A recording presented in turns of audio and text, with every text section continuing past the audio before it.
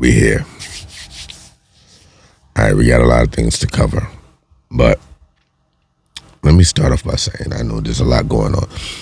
There's a few things I don't usually do that, at least publicly, I don't usually do. I don't usually talk about religion, politics, and family. But I'm going to touch on it today, and it's kind of one of the joys of having a podcast, because I can give my opinion and it be uninterrupted, and then because sometimes you get in these conversations and before you can finish your point, somebody's already jumping in to give their point before your point was finished, and then what should have been debate or a conversation turns into what feels like an argument, right? So with that being said, I want to touch on, well, let me start like this. SIP to Tyree Nichols. We've all seen the video. We've heard what happened. Those of you who haven't seen the video yet, let me say this. There's no need. There's no need to see the video. Now, I know a lot of people say, oh, no, it needs to be seen. Listen. A lot of us are dealing with PTSD, whether we know it or not, right? We've seen it with a lot of people seen what happened with George Floyd and others, and mentally they haven't really gotten over that visual, right? And you may think that, seeing it will be some kind of awakening. Not for everybody. Everybody doesn't need to see it. By the way, side note, I need some feedback on how this audio sounds. I'm trying something new in my setup, so please, if it doesn't sound right or something sounds too different, too loud, too whatever, give me the feedback so I can hear. Anyway, a lot of us they don't need to see or hear that, and you blog sites, Instagram, TikTok, who constantly, but if you shared it once, there's no need to keep sharing it, because now it is going away from, all right, you're allowing the public to see and know what happened, to now you're just looking for the clicks and the likes. And you got to remember, that man has a family, right? The last interview I saw with the mom, she said she hasn't even seen the video, and the video's been circulating for, I believe, a day or two at the time when I seen the interview with the mother. So let's be mindful. Be mindful to others, man. Like, I get it. Some people are just not prepared. They're scrolling through their TikTok, their Instagrams, their Twitters, or whatever, and all of a sudden the thing pops up, the video pops up. And as awakening as it is, I don't think mentally it's not everybody's prepared to see, watch, and hear that video. So just like I said, man, be mindful of the things you share and how you're sharing them, right? Now, I had an interesting conversation with a few different people. And, of course, majority of my people are very private people. They're not really willing to be on camera or on ear or whatever, however, and they weren't willing to have a conversation publicly. And I respect it. Not everybody's prepared to. But one one of the conversations, and we didn't get back to Tyreek, but it was all tied in together. I've mentioned plenty of times, I'm from New York, right? And New York has its own culture, so to speak. Even though it's a melting pot of a bunch of cultures, there is, in that pot, had created a new culture, so to speak. New Yorkers have an understanding of other New Yorkers, right? White, black, cream, orange, whatever you are, there is an understanding in New York, right? So a lot of times when, I give my opinion, I'm having conversations, the majority of my people, they're New York people. So, we come from a New York standpoint, but the majority of my friends, like myself, are well-traveled, so we kind of have a good understanding of how it works in other towns of the states or whatever, right? So one of the things that came up was, of course, the 5 officers being involved and them being, all the officers being men of color, and how fast they were brought on charges and fired, and how swift everything seemed to be. But everybody's acting like this is brand new. I think really and truly that this is just so happens to be the most brutal of incidents we've seen in a very long time with officers of color involved. Let's rewind a little bit and remember, sometime back in Brooklyn, there was an Asian. Sorry, was he Asian? I had it written down. I had my note and I completely forgot my note, so forgive me. I don't remember if the officer was Asian or he was Hispanic, whatever he was. He was a person of color, right? And let's just say he was a non-white. And he went into the project building. He was chasing somebody and he shot the guy in the building unarmed. And I believe he shot him in the back. All right. People forget that guy, that officer was immediately charged from within days or weeks. And that's not the first time. There's been a few instances where there have been officers of color and their penalty was swift and quick, as unlike when it's their white counterparts, it seems to drag out. It almost seems like the powers that be stretch it out, AIB, whoever is involved, give them a lot of time, let them get their story together.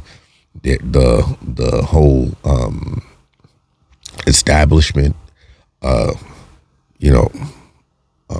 fights behind them to make sure that everything is done right, and they have to investigate and reinvestigate, 2 and 3 and 4 times over. But when it is somebody of color, it seems like it is swift. Get him out of here, right? And we can chuck that up to,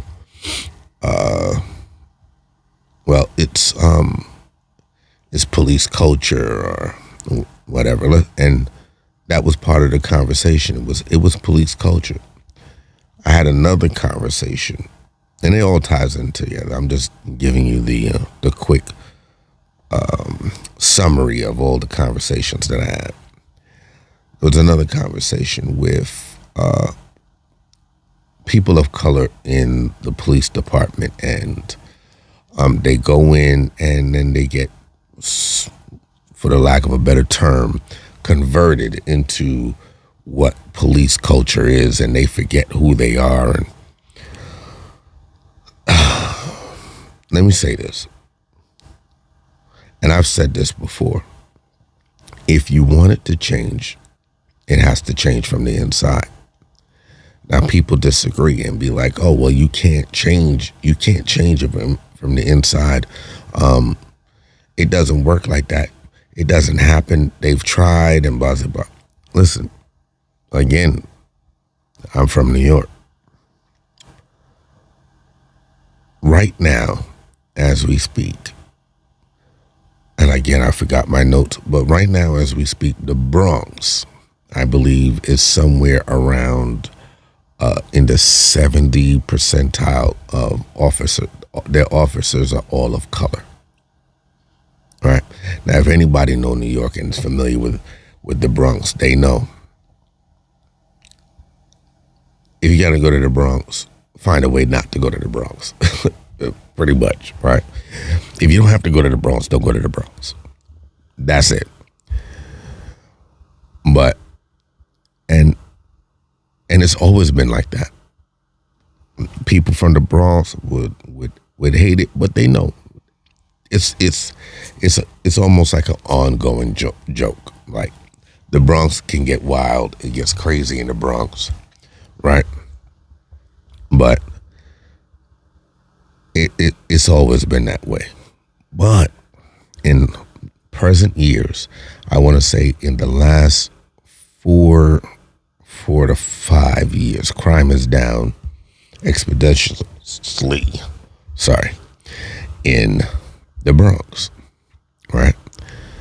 On top of that, the Bronx is not a place where you hear as much crime, especially even gang violence.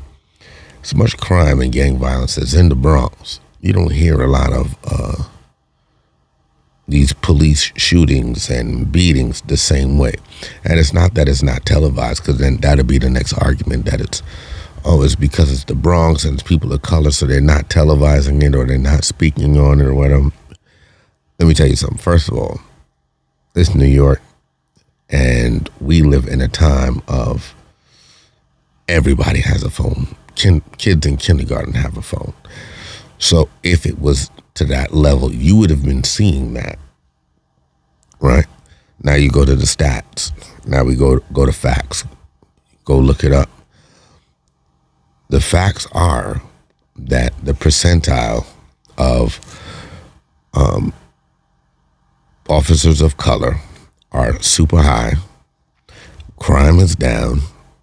Not ridiculous, but crime is down, and they don't have a culture of police beatings and killings as you think they were, because if you're saying that it's police culture, then those stats will show that it wouldn't be true. You know what I mean? That's it's false, because showing you that it works. Let's go back further. Pre-Giuliani, mayor of New York, officers. I remember being young in New York, and I remember being young in New York, and the police officers were the same officers that you seen all the time, constantly, right? You pass them, you know what I mean? Even the local they knew the local drug dudes, the drug dudes knew the cops, and there was somewhat of a respect level there. The cops would be pretty much like, and don't get it wrong, like, the cops did their thing, but it was a respect level. Like, hey, the cops would be, what? When I come around, all that stuff, it knocks the fuck off. Plain and simple. Knock it off. I don't want to see it. You're good. I know who you are. I know what you do. If I don't see it, you good. All right?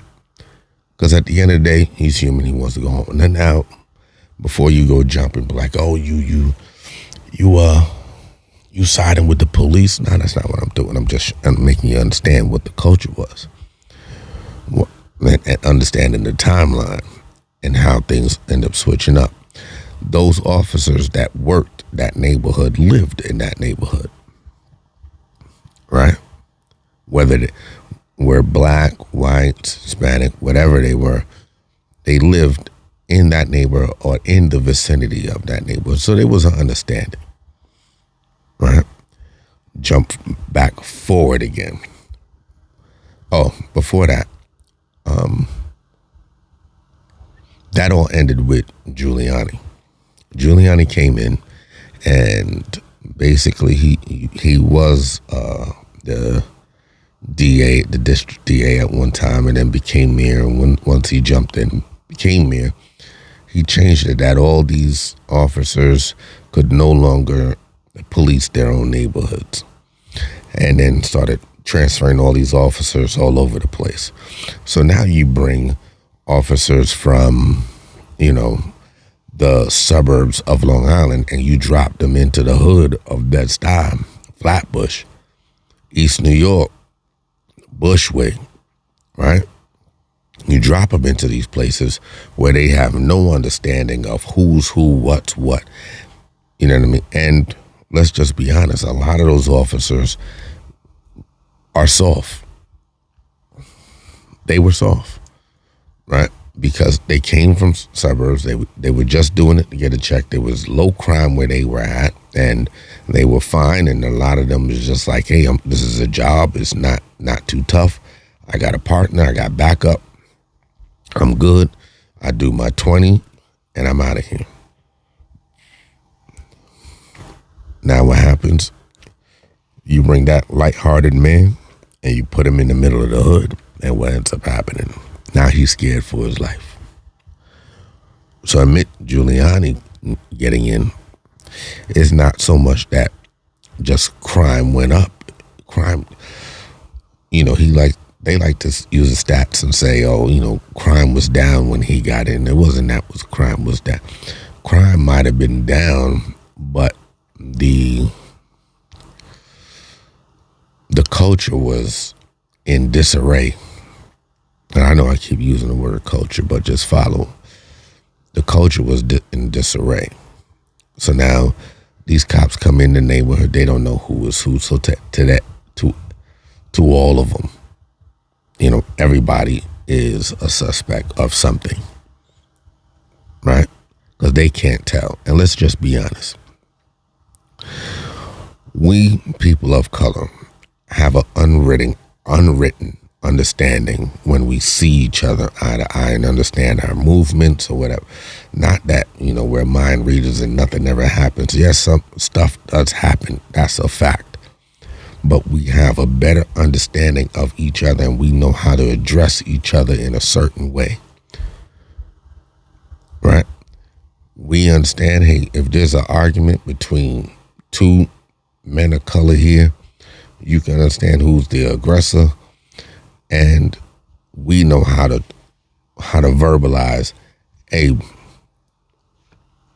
try to cool out the conversation. We know how to speak.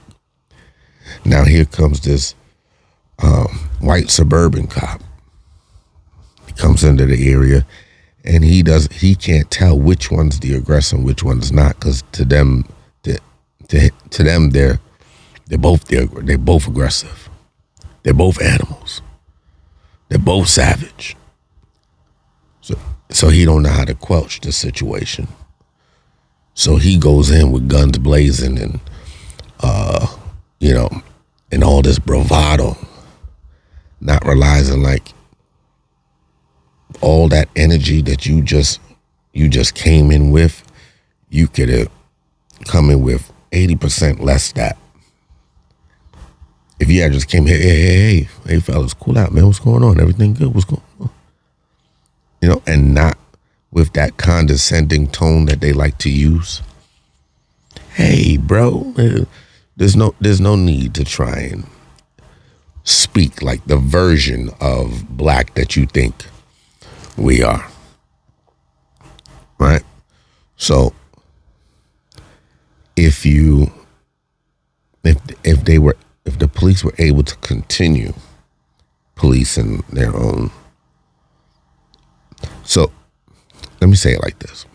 because I'm trying to be as politically correct as they say, and it's not that I'm not afraid to offend people, but I want people to understand before they jump and take clips and not really get what I'm talking about. And I know I sound like I'm jumping around, but there's a reason, right? Because you have to understand, like, there's certain facts that play a part with this, right? So when they say, the 80s and 90s, was crazy. Well, the late 80s, early 90s was so crazy. Crime was so crazy. Listen, the drug game was crazy, but it was crazy everywhere, right? It wasn't so much that it was just regular black on black crime. And I hate that term, but it wasn't just that. It was just regular black on black crime. It was the drug crime. It was the drug trade. But it wasn't just happening in black neighborhoods. It was just being spoken about in black neighborhoods because it was a cheap drug. Crack is cheap, right? Shout out to Whitney. She wasn't lying. Crack is cheap. And it wasn't a problem once it stayed in the neighborhoods, right? Now, jump back forward. Drugs are a problem because they've touched outside of the so-called black neighborhood. Now it's an issue. Oh my, fentanyl and all this other stuff, and we got to get this off the streets, but it wasn't the same energy. They didn't have the same bravado to get behind and get rid of these drugs in the late 80s and 90s like they do now. All right? All right. Let's jump again. And like I said, it's going to be all over the place a little bit. I forgot my notes. But we get back to the Bronx. The police there, 70-80% melanated, colored people of color, however you want to say it. Right? Crime is down somewhat. One of the main reasons is, again, like I said before, we understand how to talk to each other. We understand how to deal with each other. And don't get me wrong, they are still a bunch of a-hole cops. I get it. Not saying that there's not. There's a bunch of them. But because there's so many of us, right? When we see one getting out of pocket, it's very easy. This is how it goes. And I want you to understand, if your bestie, whether it's your homeboy or, your homegirl, or even if it's your spouse, girlfriend or whatever, y'all go out, y'all get into something. Your people you're with, they're your right hand and they get into it. Whatever happens, right, they get into it, you're gonna back them up regardless. But when it's all said and done and everything is over and everything calms down, you pull them to the side. Hey, listen, I backed you up, but don't put me in that spot again, man. You were wrong on that one. Right? It's easier to have that conversation when you're having that conversation with one like you. Right? It's hard when you're trying to have a conversation and you're the only one that looks like you and everybody else is non-melanated. You look like the oddball out. After the first time you said it, after the second time you said it, now you start to feel like the energy and this pushback on you. So now you got to shut the fuck up. Now you're playing the fucking role of whatever that precinct's energy is, right? But if the whole precinct looks like you, they're going to call you out because that's just who we are. naturally. Or do they have assholes that just fight against it and do what they want? Of course they do. Nobody's saying no. Nobody's saying no. But it just leaves for the argument's sake that when we police our own, things happen a little bit different, right? I'm going to get back to Tyree because I know your brain is like, yo, well, how do you explain this? I'm going to get there. So we police our own things a little bit different, right? And we have a better understanding of how to deal with us. Now, part of one of those conversations that I told you I had when I was talking about earlier was getting more of us into these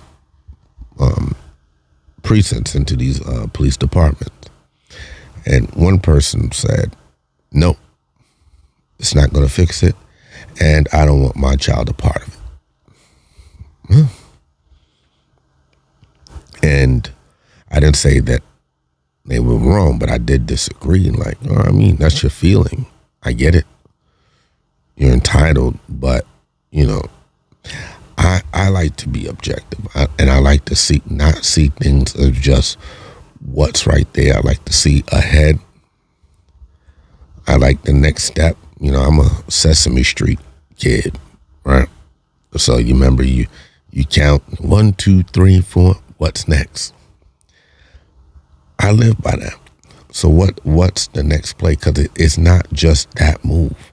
It's chess, not checkers. So you make this move, what's going to be that reaction? And I mean, you can only go but so far because after a while, it's just guesstimation, right? But if you have an idea, okay. So again, you live in a neighborhood and you talk, and everybody in the neighborhood talks to their children about not getting in to the department. But they have these outsiders outside of your neighborhood coming in to tell you or to police your neighborhood, and then you're upset. You see how that becomes a problem? Right? Now you have these people, you don't even understand how my neighborhood runs or how these people in the neighborhood, because, you go on a block and, you'll see one guy that everybody calls Uncle Sam. Right. And he's the local block mechanic / alcoholic. Right. He do everything. Give me $80 and a 6-pack and I'm good. Right. And he'll take care of everything for you. Now you have police that coming from the outside, see Uncle Sam walking with his bag of beer, you know what I mean? And he's stumbling home and automatically assumes he's some vagrant drunk. Meanwhile, that's not the case. Everybody knows Uncle Sam is just the local mechanic. He's just dirty because he's been working on everybody's car all day. He done did his job. He has his, had his couple of beers, and he's going to go sit on his stoop, hang out, have some drinks. Cop sees him. What are you doing here? They don't have him. And, he's already under his juice, and everybody's going around, oh, man, leave Mr. Sam alone. Right? Now, it'll be a little bit different if that cop that jumped out kind of looked like Mr. Brown. Right? Now, when you tell Mr. Brown, hey, listen, hey, he good, man. That's just the local mechanic. He having a beer, he going home. Now, not saying that it's a fact that it would happen this way, but it's a very likely chance that Mr. Brown will look him up and down, give him a stink look around at the people, be like, all right, hey, listen, man, make sure he get inside, man, because, he look crazy out here. Man, he all right, man. Let him go home, man. He gonna go sit on his step. He gonna drink his beer. He gonna be inside, man. He don't bother nobody, man. He good. Mr. Brown, Officer Brown drives off. what ends up happening to Officer Brown? He gets a little bit of respect from that block, from that neighborhood. Next time Mr. Brown comes around, hey, Officer Brown, how you doing, man? You good? Yeah. What's going on out here? Nah, ain't nothing, man. Hey, appreciate you leaving Mr. Sam alone, man. He all right. Shit. You fuck around and your cop car break down, man. You call Mr. Sam, he got you, man. Anything you want, man. Buy him a 6-pack. He'd be good. Give him $80 in a 6-pack. He'd be good. Laugh it off. Right? It's a different energy than when Officer Schwartz comes in the neighborhood and wants to harass the shit out of fucking Mr. Sam. You understand what I'm saying?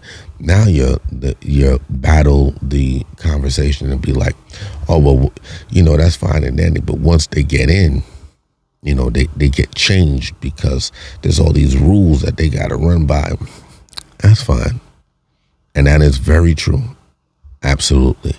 But again, if there's more melanated, I call it melanated shit.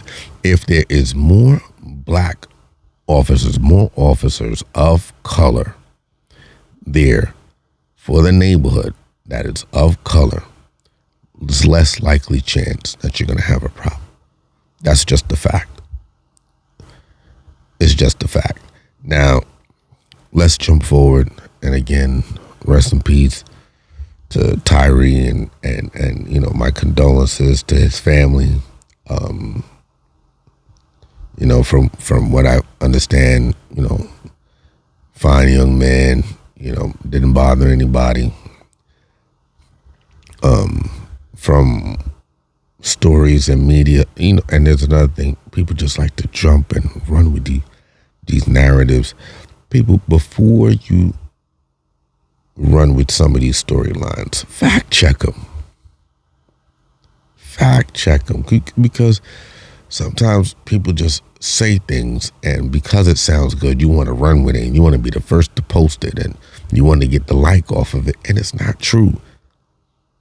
And then what bothers me more is that you don't even have the decency to retract and be like, hey, sorry, I didn't, I posted too soon or something, unless it's like, one of the bigger blog sites that they know, they got the chance of being canceled, so to speak. But it's all ridiculous. Fact check these things before you run with them. Now, there was a storyline going around that he was messing with the ex-girlfriend / baby mother of one of the officers, and because they worked in the same, and the father eventually came, and people were running with it, posting it, running with it.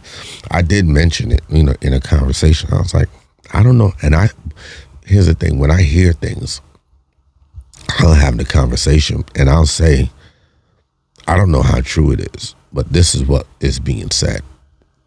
And I'll try to fact check. And, if you know that I am Google King. I still surfed in that. Like, people bother me. I'm like, yo, I'm a sucker for knowledge. I just like to know shit. And I like facts. Right? So the father came out and said, nah, it's not true. It never happened. That narrative is not true at all. A has nothing to do with B. Now we're hearing that these particular officers in question, so far, it's been the one person I've physically seen do a news report saying that these same crew of officers, I believe their name was a Scorpion Squad or something like that, treated him, their approach to him was very similar. Luckily, it didn't go as far left as it did with Brother Tyree, but it could have. Luckily, it didn't.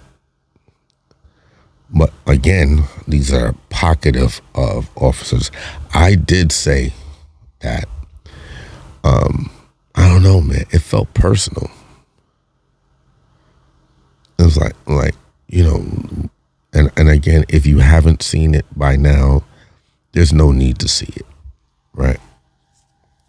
Like I said, a lot of us are dealing with PTSD or have PTSD and don't know that we have PTSD, and then you're triggered by these things and you don't even realize it. You're mentally scarred over things that you've seen in the past or what have you. But again, I watched it, and I watched it in a few different angles, and something about it felt personal. And when I say that, I don't mean like just like they knew him directly. It felt personal, like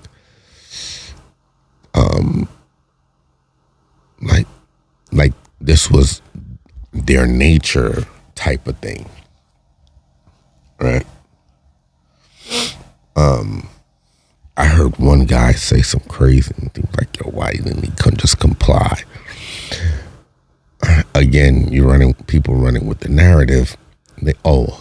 He said, why didn't he just comply? And then why not? He didn't comply and then had the nerve to scream for his mother.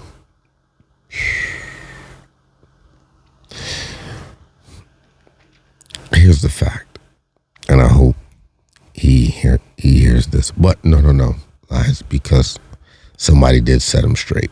But let me say it to anybody else who is thinking along that lines of that foolishness. Listen, first of all, the cops didn't identify themselves, and they were in plain vehicles, right? The only signature of police were on their backs. So initially, he really had no way of knowing that they were police. They just jumped out on him. He thought he was being robbed. He had no clue. When he cried for his mother's house was about 80 yards away or something like that. 80 yards or 80 feet away. And he was calling for somebody to come and give some assistance to what was going on. That's what it was. Was it him resisting and now he's turning into a sucker? No. Facts. When you make statements, get the facts. Right? He put that on that man. And even if he fucking did call for his fucking mother, so what? Again, do not watch. If you haven't watched it, do not watch. I wouldn't even suggest listening to it. I don't think anybody's really prepared to hear a grown man, scream and cry the way he did, right? All that said, those officers in particular, like I said, it seems like this is their nature. This is, and I'm sure there's more going to come out. There's more. My next concern was those officers were charged very swiftly, but there's one officer missing, right? There was a white officer involved. He's the one that hit him with the taser. I didn't see him in charged, or I didn't see any disciplinary action towards him, but they seems like, and this is just as of tonight when I'm making this, seems like the EMS workers were charged and received some penalties. It did say that they were fired, but I don't know how true that is, so I'm not going to say it as truth. I'm just saying that before I hit record, that is the last thing that I read, is that it was 3. I believe it was 2 men and 1 female. The EMT were, I guess, with misconduct or pretty much just how they handled the situation on scene. Yeah. Don't know how true it is, but that's the last conversation, last article that I read on that. I read it in 2 different articles. So again, I don't know how true it is, but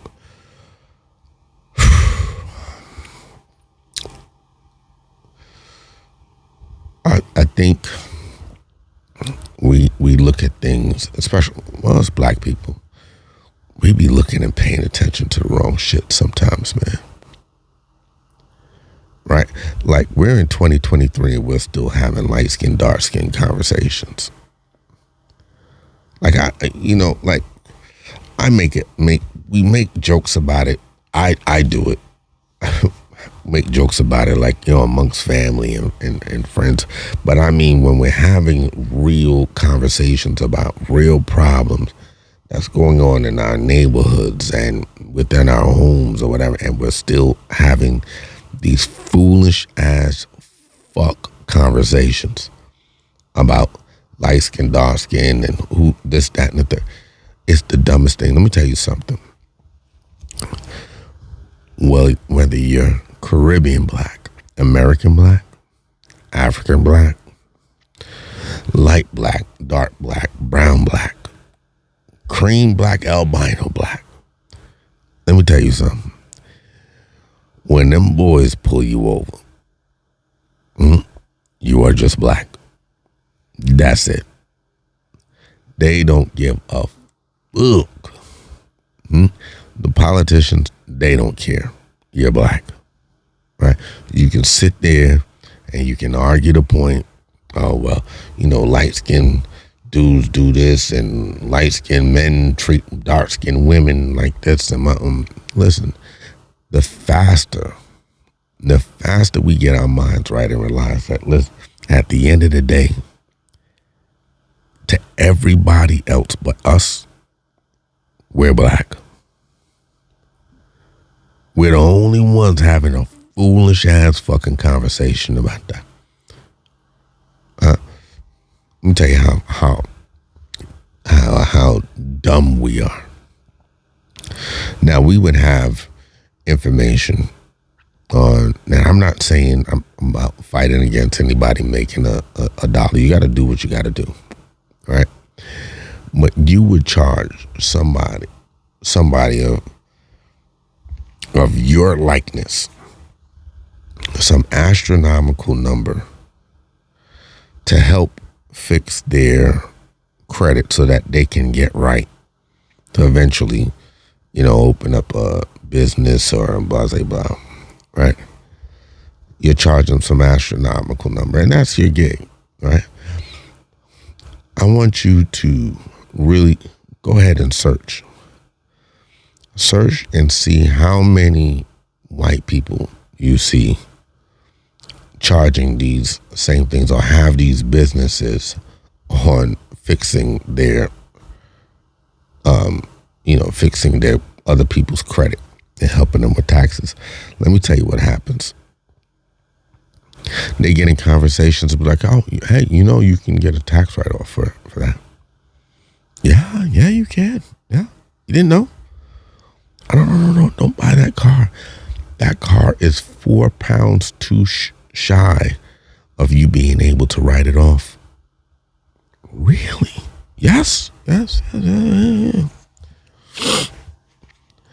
But your boy, who's killing it and understands finance in the best way, right? Grew up with him, came up. You might have even saved his life a time or two. He'll see you buying the same vehicle, know the same information, and be like, he'll wait till you buy it. Bro, you know what? I was going to tell you not to get that car, man. Word. I was going to tell you not to get that car, man. That shit. if you had just waited, you could have got such and such, and it could have been a write-off at the end of the year. And you can be looking at them like, why the fuck did you went with me to the lot? You went with me to the lot when I went to go look at it. Why didn't you say something then? I was, but you look so excited, bro. Like, I was just like, yeah, man, go ahead, man. But hear what, man? Now that you got it or whatever, listen. Hear what? Because you helped me out back in the day, just give me 2. I usually charge like 5 for this information. Just give me 2, son. On some real sick, just give me 2, and I'm gonna hook you up, and I'm gonna show you how to make that, fix your joint up, so maybe you can get something else down the line. Let that sink in. Smoke break.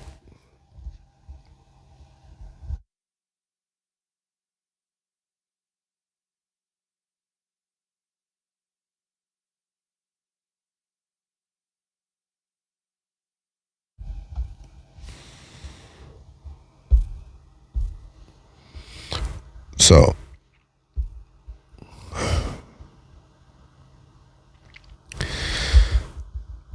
that's how we are to each other, man. We are the worst to ourselves. The quicker we figure that out, man, the better we be.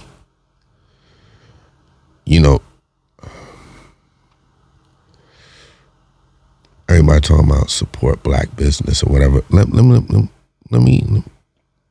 talk to my New Yorkers directly, especially my Brooklynites. I'm Brooklyn all day, right? We talk about black businesses and gotta support black business and blah, blah, blah.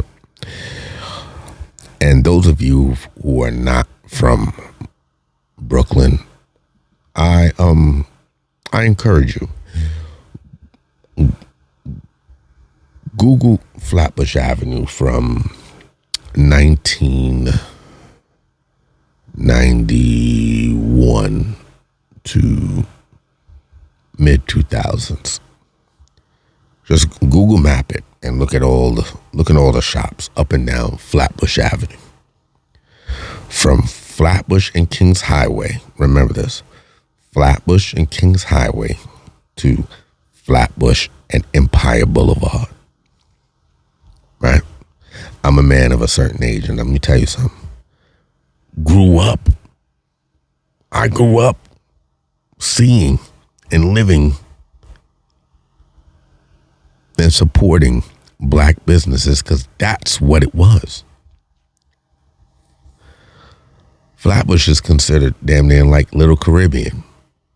Right? At one point in time back in the day, they used to call Flatbush Avenue Little Kingston. It was just everything that was, it was all majority Caribbean. They had the garment, what do you call it? The material shops were might have been Indian or Guyanese Indian, right?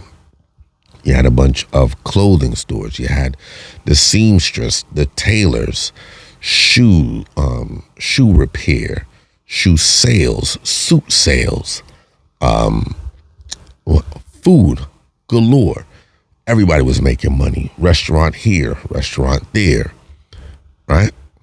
All these shops, all these stores, everything you wanted in Flatbush was majority black owned, right?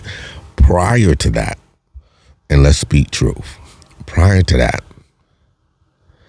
in the early 60s, 70s, Brooklyn was majority white.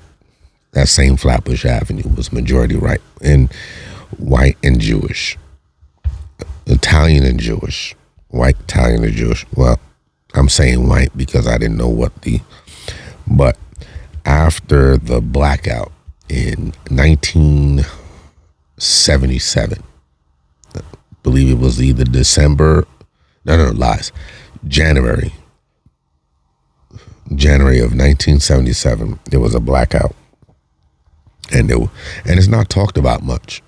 Not a lot of, I don't think either a lot of people remember it, or either they don't remember it, or just not talked about, or they just don't know. 1977, there was a blackout in Brooklyn, and it was a mini riot. Not even a mini riot, but a lot of places got ransacked and rummaged through, gates pulled off by cars. The gates were different. It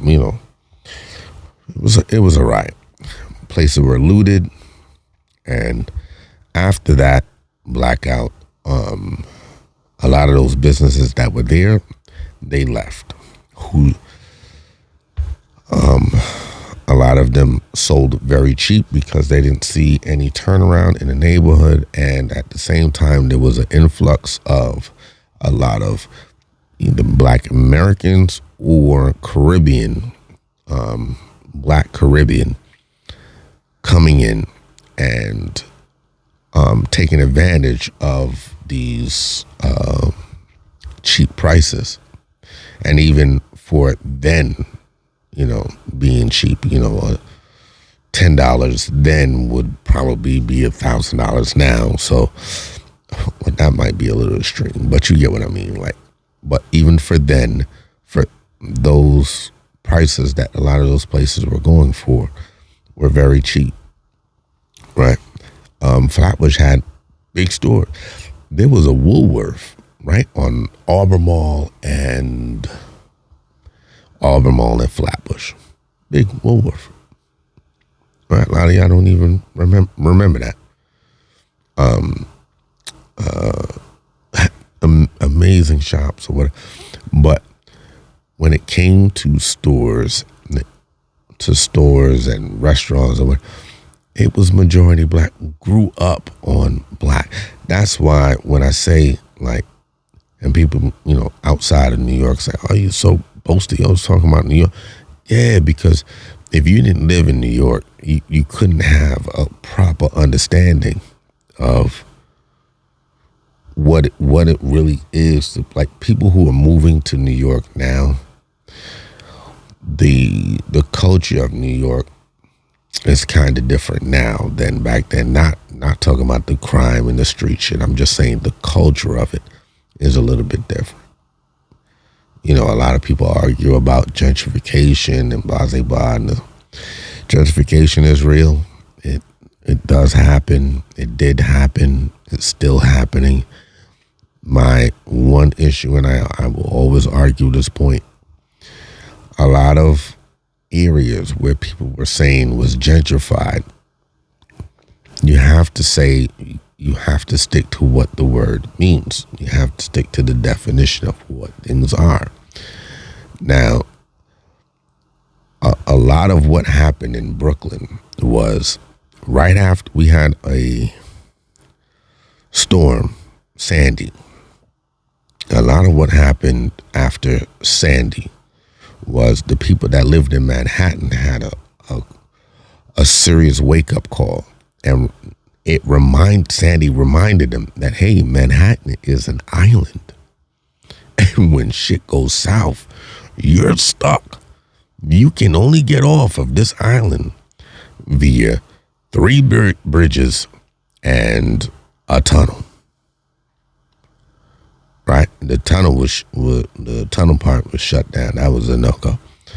So that happened. People freaked out. They weren't expecting. A lot of people never experienced anything like that before, got nervous, and was like, hey, listen, I want to move. Where's the closest place to Manhattan? Is Queens or Brooklyn? Right? Brooklyn had, transportation-wise, Brooklyn has the best option than Queens, right? Whether it be the bus line, train lines, what have you.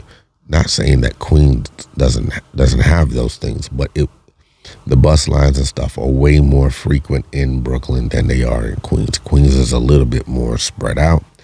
If you live outside of New York, Queens transportation would probably remind you of something to that sort, where it felt like the bus lines would shut down at a certain time or what have you, and things of that nature. Or the train might not go to that stop after a certain time or what. Brooklyn side, it was kind of like just 24-hour service. Like the bus ran on a regular, like every 15, 20 minutes, and on the really, really off time, like between between like 2 and 4 o'clock, buses might have ran like every 35 minutes, right? So things are a lot more frequent. So people had to take that into consideration on their move. The next part of that was the people that were moving from Manhattan to Brooklyn were not buying. They weren't. A lot of them moved in with other people, roommates. All right. What they did was let's speak facts. The Jews took advantage and started to buy up a ton, just buying up all the properties. Here's the thing: a lot of people say, "Oh, they were tricked." And no, a lot of them people let's just take Bed-Stuy for instance. A lot of them people been in Bed-Stuy all their life. Bed-Stuy started to take a turn. Things were the same. Those people are older. They want to move, and they wanted a warmer climate, right? Another thing was maybe they didn't have the family to even say, pass this down to them. Maybe the family, that remaining family, they didn't feel like would be responsible, or they just said, listen, you know what? I want to cash in my coins and I'm ready to go. Right? And that's the fact, right? How so? Case in point, the block I lived on in Brooklyn, one of the many places that I lived, it started with one couple. They moved in. I thought it was very weird where they chose to move in as a couple. Okay, they moved in. And then I started, literally like within a couple of weeks, it was just an influx. Like, where are all these people coming from? And how are they look like they live here already? And then hanging out on the stoop with the old guys on the block, and we started to see, they're moving in at like 2, 3 in the morning, right? And other people like, they're sneaking in. No, it just made more sense because there wasn't no traffic, and it's Brooklyn, ain't no parking on the block. So rather than try to move during the day while there's traffic and end up getting a ticket on the fucking overpriced U-Haul, moving in the middle of the night. All right, makes sense? Okay.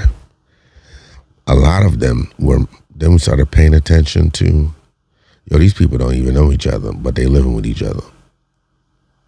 So the owners, have conversations, or the previous owners of the house would be like, yo, you sold the house? Yeah, but who are these people then? Who bought the house? Oh, one guy bought the house, but he broke the apartment into rooms. So he changed a 2-bedroom into a 3-bedroom, and he's renting out the rooms, and everybody has a shared bathroom, living room. They have shared quarters, but they just have individual rooms. Do they know each other? No, they don't. They're just random people moving in, but they learn to get along.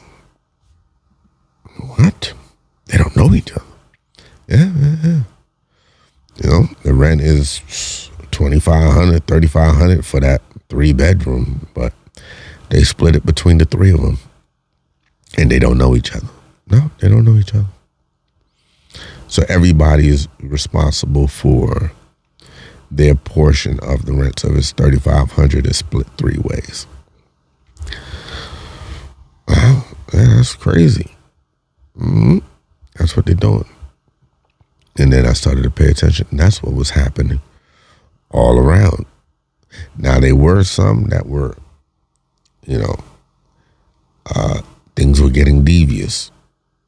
There were some, you know, kind of out of pocket fires that would happen, you know, after a dispute for the home.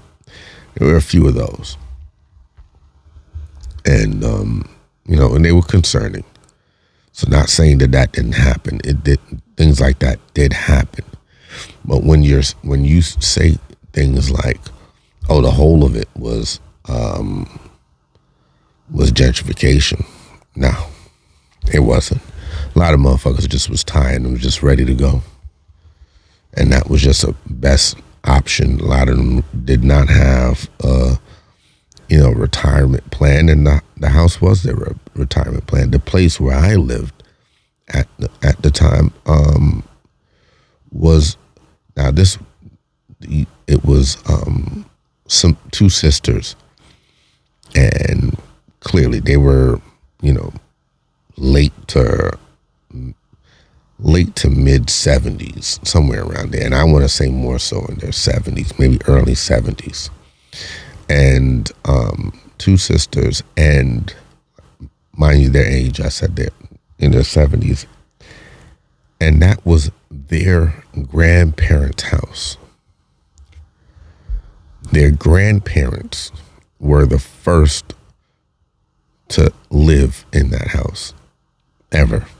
The first human body to live in that house were their grandparents. If they're 70 odd, and their grandparents, and they you know, one of the sisters was nicer than the other, and we would have conversations, and she was like, you know, I remember running up and down this house, and it was 4 family brownstone. It was cut into floors, and she would say, you know, I remember, you know, this was all like one house. You know, we lived downstairs, and she would say she remembered running up and downstairs as a child or whatever. So I asked, I said, yo, and I want to say her name, but yo, why you want to sell the house? Like, there's so much history. And she said, it's not her. It's her sister. Her sister wants to move, and she wants the money, and this is the only way she can get the money. I was like, man, yo, there's no way that you, and I'm not talking about for me because I wanted to stay. I was really asking, I'm like, yo, the history that you have in this house, and we weren't the only renters. There was 3 others. So I'm like, the history, and then just what you're getting back for the home, like, why don't you just hold on to it? Can you find a way to, like, maybe buy her out rather than sell the home? And she was like, you know, at the end of the day, I ain't got no kids. She ain't got no kids. So, like, you know, it would come down to cousins and who want to deal with that. And she don't want to deal with that. And I don't want to deal with her. So we just go ahead and sell it. I'm going to tell you something, man. That sister, the one that wanted to sell, was so greedy. She doesn't even realize that she got the shitty end of the stick come to sale, after the sale. By the time the sale was done, what she verbally spoke on, that she didn't realize that it wasn't on paper. So she was such in a rush to go make the sale happen and get all this money that she didn't realize you never put it in black and white. Right? There was a lot of things going. Everybody in the building, once they said, oh, you know, we're selling and you still got to pay rent. So it was like, at these prices, so you want us to pay you all this bread? And I'll be honest with you, I was like, I'm not paying you nothing. Not till I move. And I better get my deposit. Right? And when the new owner had the conversation with him, he was like, yo, listen,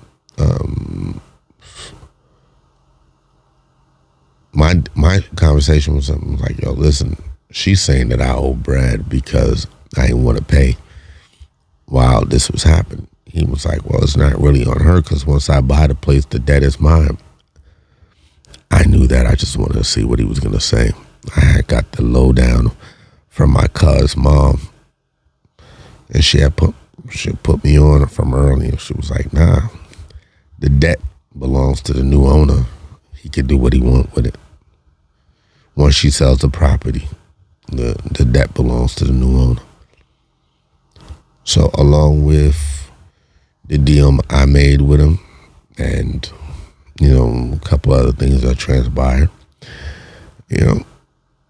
took that bread, he cleared whatever was owed and, bought a house. Right?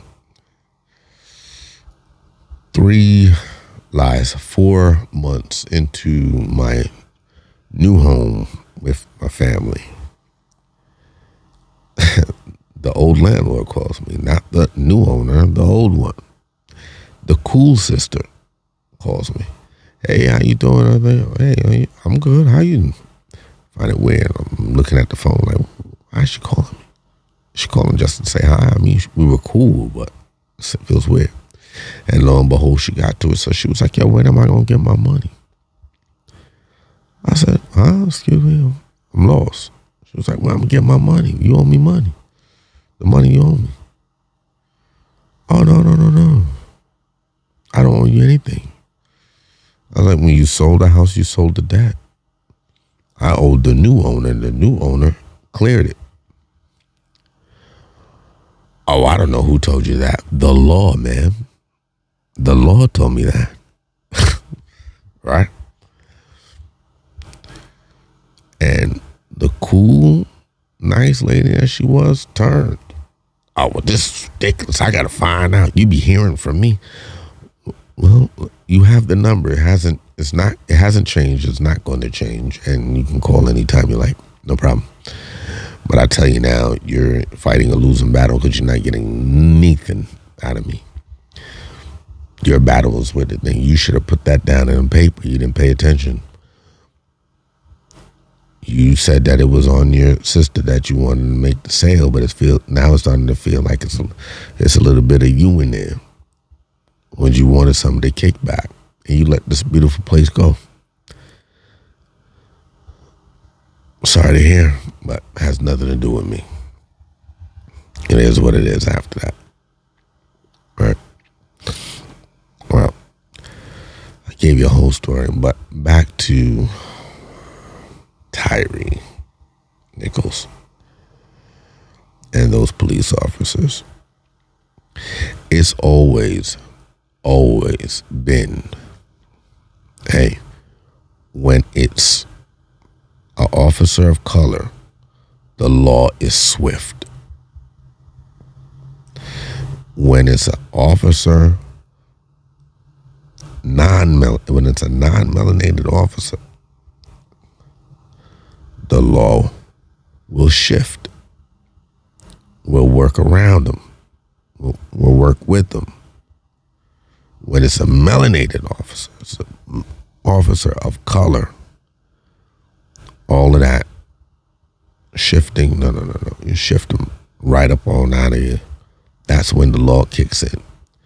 So again, I say, or I ask, do you think that it's just that the police culture is the problem, or is it that there's not enough of us in those precincts to keep up, to change that culture? Right? Anyway, I'm not going to drag this out, and as per usual, I thank you for being here. Remember, just streaming on all platforms, no matter which one you're on. Give me some feedback. I see everything. Right? So with that said, stay blessed. Drink water. Appreciate you.